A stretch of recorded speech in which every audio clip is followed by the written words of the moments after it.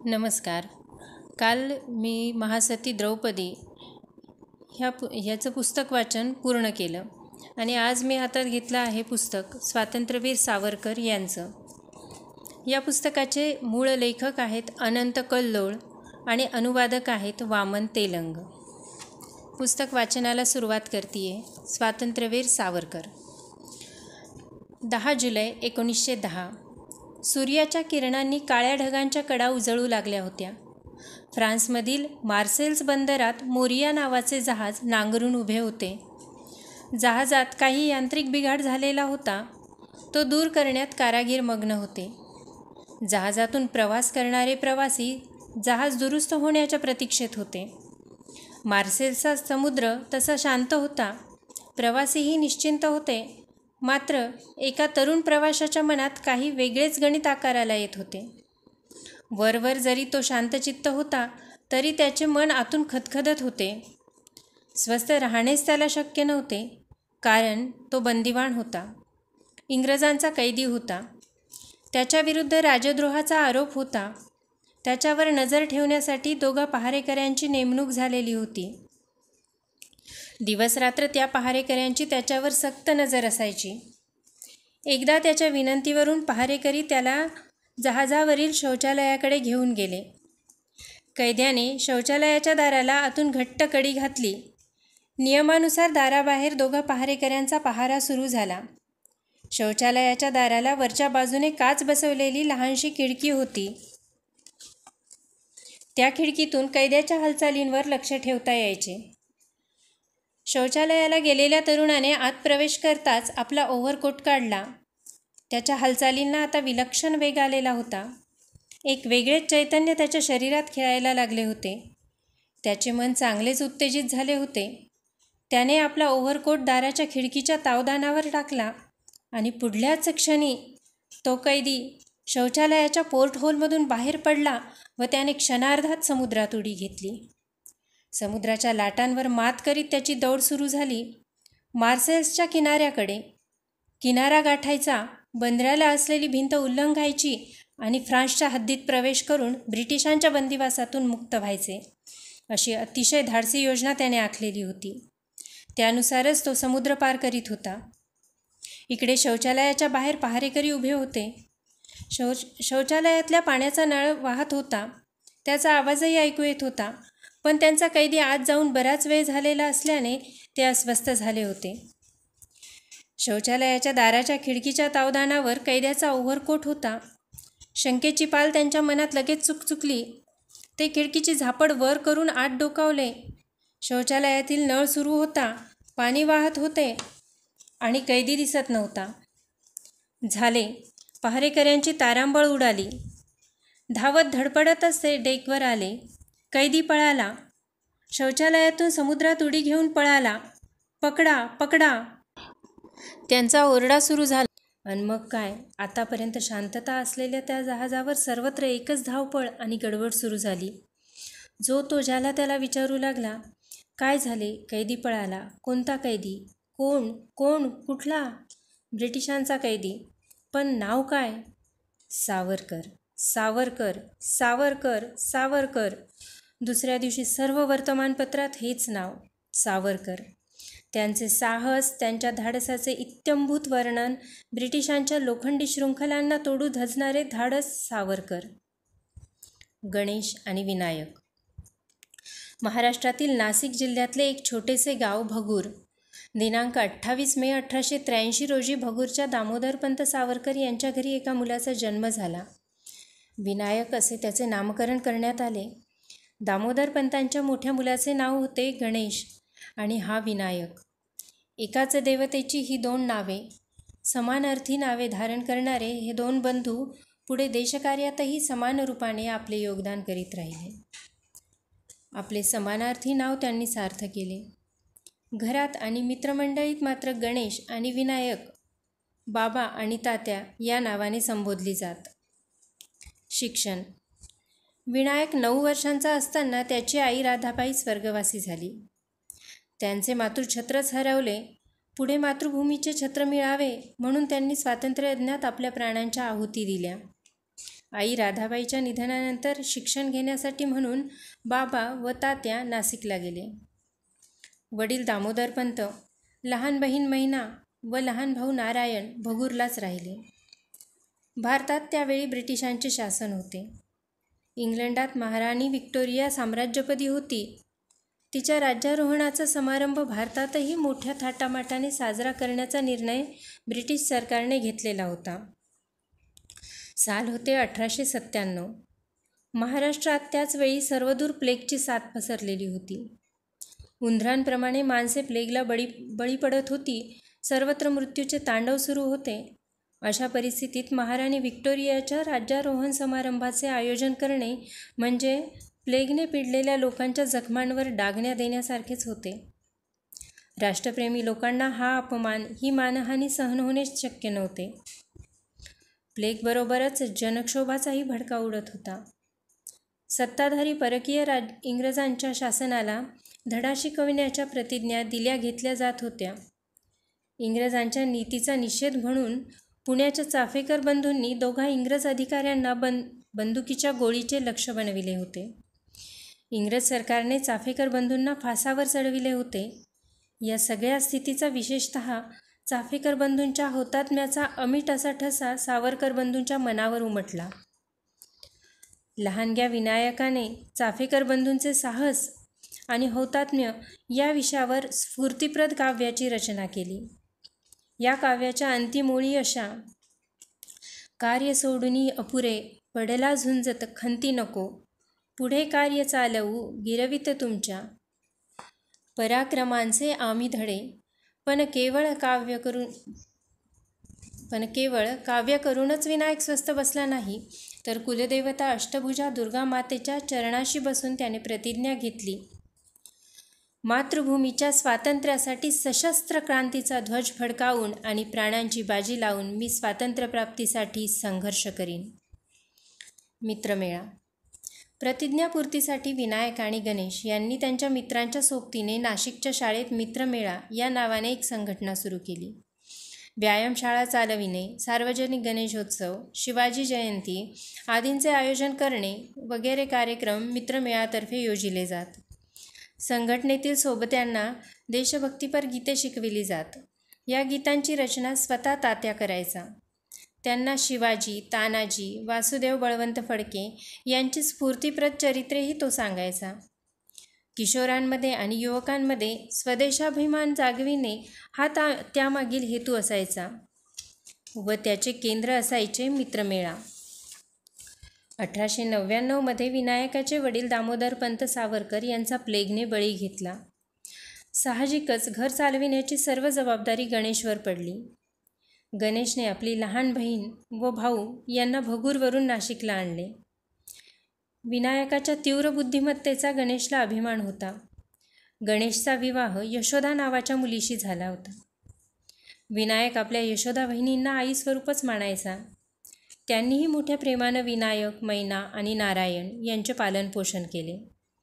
घराची संपूर्ण जबाबदारी स्वतःच्या शिरावर घेऊन गणेशने विनायकाला त्याचे शिक्षण पुढे चालू ठेवण्यात प्रोत्साहित केले. विनायकांनाही त्याचे पांग फेडले. अभिनव भारत. माध्यमिक शिक्षण पूर्ण करून विनायकाने पुढील शिक्षणासाठी पुणे गाठले. याचवेळी भाऊसाहेब चिपळूणकर यांची कन्या यमुना हिच्याशी त्यांचा विवाह झाला. त्यांनी पुण्याला फर्ग्युसन कॉलेजात प्रवेश घेतला. त्यांच्याबरोबरच त्यांच्या मित्रमेळ्याची संकल्पनाही पुण्याच्या कॉलेजात आल्या. सहाध्यायी मित्रांपुढे आपल्या योजना मांडून त्यांनी त्यांची संघटना पुण्यात उभी केली. विनायकाच्या प्रेरणेवरूनच महाविद्यालय वसतिगृहाच्या भोजन कक्षात शिवाजी महाराजांचे चित्र झळकू लागले. मग दररोज शिवाजींचे स्तवन आणि आठवड्याच्या शेवटी सिंहगडची सहल असा कार्यक्रम सुरू झाला.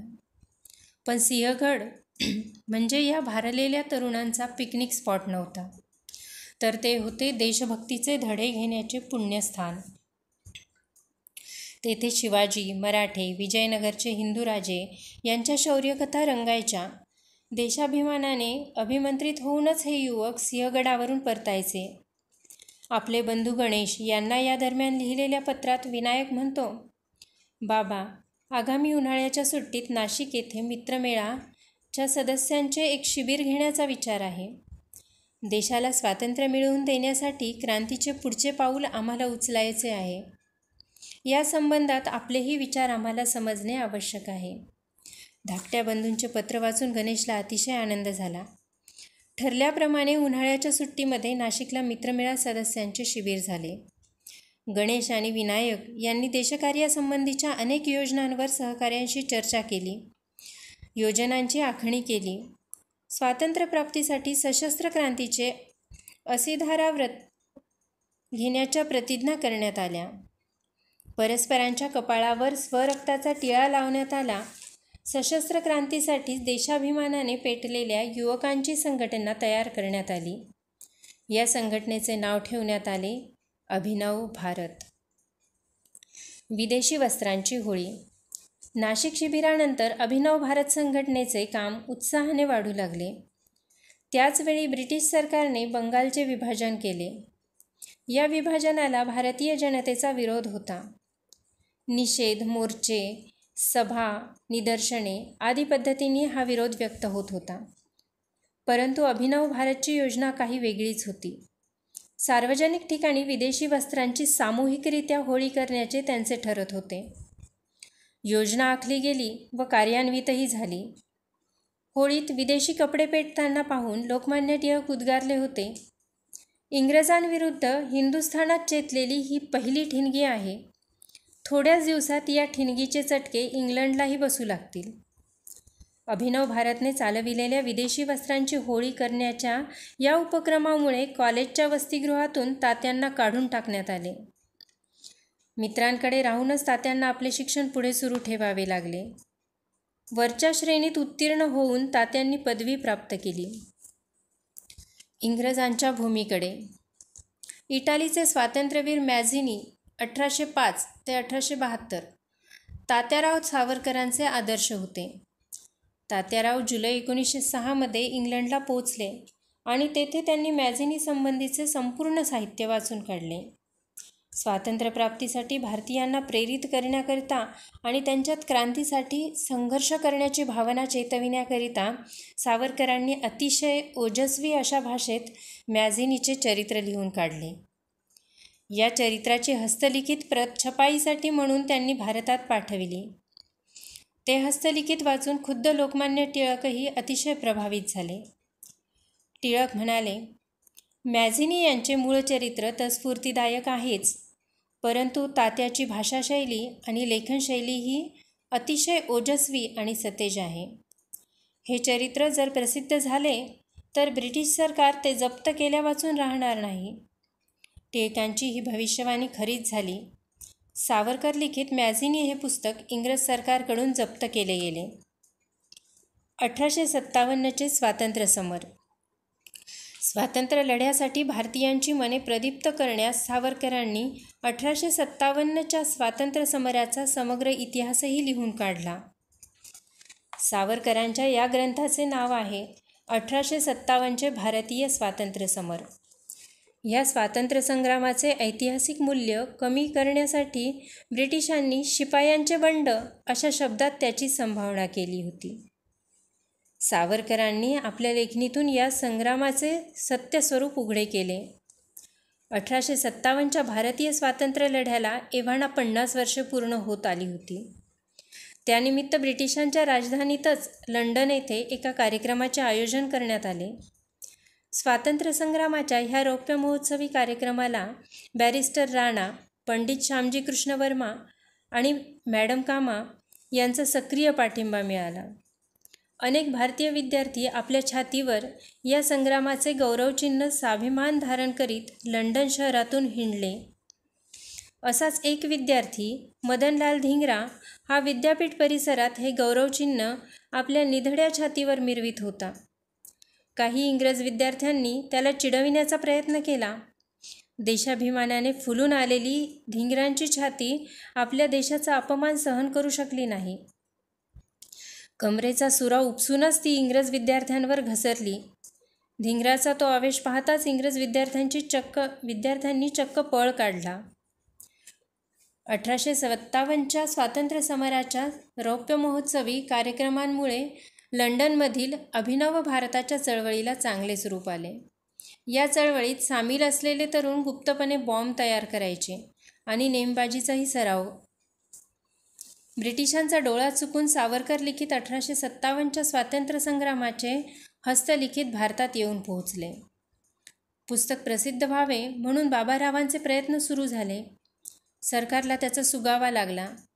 हे पुस्तक म्हणजे सरकारविरुद्ध उठाव करण्याची प्रेरणा देणारी बारूदच होय, असे त्यासंबंधीचे सरकारचे पक्के मत होते. त्यामुळे त्याची हस्तलिखित प्रत जप्त करण्याचे प्रयत्न सरकार करू लागले. छापखान्यांवर धाडी पडू लागल्या. या स्थितीत केव्हा ना केव्हा हे हस्तलिखित सरकारच्या हाती पडेलच अशी भीती बाबाराव सावरकरांना वाटू लागली. त्यांनी गुपचूपपणे ते हस्तलिखित फ्रान्सला पाठविले. मराठीत लिहिलेल्या या पुस्तकाचे मुद्रण फ्रान्समध्ये होणे अशक्यच होते. त्यामुळे इंग्रजीत अनुवाद करून पुस्तक छापले गेले. इंग्रजी अनुवादाच्या प्रती गुप्तपणे भारतात येऊ लागल्या. काही दिवसातच सरकारला त्याचा सुगावा लागला. सरकारने ताबडतोब कायद्याचा बडगा उचलला. पुस्तकावर बंदी आणली. बाबाराव सावरकरांविरुद्ध राजद्रोहाचा खटला भरण्यात आला. त्यांना जन्मठेपेची शिक्षा ठोठावण्यात आली. त्यांची तुरुंगात रवानगी करण्यात आली. शोक श्लोक झाला.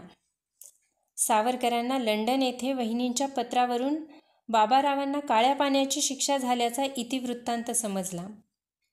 वडील बंधूंना काळ्या पाण्याची शिक्षा आणि मी इथे दूर इंग्लंडात, हाय रे दैवा. वहिनींना जीवन किती कष्टप्रद होत असेल, किती क्लेशकारक. सावरकरांचं मन तळमळू लागलं. या शोकाकुल स्थितीत वहिनींची सांत्वन तरी कसं करायचं? तात्यांचं मन ढवळून निघालं. त्यांचा शोकावेग श्लोक बनून वहिनींना लिहिलेल्या ओवीबद्ध पत्ररूपाने बाहेर आला. अनेक फुले फुलती, फुलोनी या सुकोनी जाती. कोणी त्यांची महती गणती, ठेवली असे. परी जे गजेंद्र शुंडेने उपटिले, श्रीहरीसाठी मेले. कमलफूल जे अमर ठेले, मोक्षदायी पावन. त्या पुण्य गजेंद्रासमची, मुमुक्ष स्थिती भारतीची. करुणा रवे ती याची, इंदी वर्षामा श्रीराम. स्व्योद्यानी तिचे यावे, आपुल्या फुलास भुलावे. खुडोनिया अर्पण करावे, श्रीरामचरणा. अमर होय ती वंशलता, निर्वंश जिचा देवा करिता. दिगंती पसरे सुगंधिथा, लोकहित परिमलाची. अनेक पूर्वज ऋषीश्वर, अजात वंशजांचे संभार. साधू साधू गरजतील, ऐसे वर्तने या काला. अनेक प्रकारची फुले फुलतात, डोलतात आणि सुकूनही जातात. त्यांची गणतीच कुठे नसते. त्यांचे नाव निशाणही कुठे सापडत नाही. पण गजेंद्राने आपल्या सोंडेने उपटून काढून श्रीहरीच्या चरणी अर्पण केलेल्या कमलपुष्पाचे जीवन मात्र सार्थकी लागल्याचे आपल्याला दिसते वहिनी. ही किती अभिमानाची गोष्ट आहे की आपल्या वंशातील प्रत्येक जीवनपुष्प देशकारणासाठी खर्ची पडत आहे.